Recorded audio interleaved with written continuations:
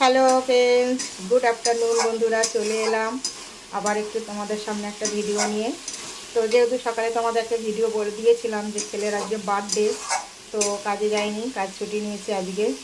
যদিও মালিক ছুটি দিতে চাইনি, জোর করেই নিয়েছি, কারণ বার্থডের দিন একটু স্পেশাল রান্না থাকে, সব রকমেরই ভাজাভুজি, যা রকমের রান্না থাকে, অনেক কিছুই থাকে, সবাই জানো সেটা। সেই কারণেই যাক সকাল দিয়ে তোড়জোড় চলছে। বেশি কিছু খুব কিছু করিনি, তবু যেটুখানি করেছি সেটাই অনেকটাই সময় লাগে। তো ভাজা তরি তরকারি বাদবাকি সবই হয়ে গেছে। এখন শুধু পায়েসটা বাকি আছে। এখানে হচ্ছে এখন চিকেন, তার জন্য মশলা কষানো হচ্ছে। আর এখানে ভাত হচ্ছে, আলু ভেজে তুলে রেখেছি, মাংসের আলু। এখানে আছে চিকেনটাকে দিয়ে পরিষ্কার করে নিয়েছি।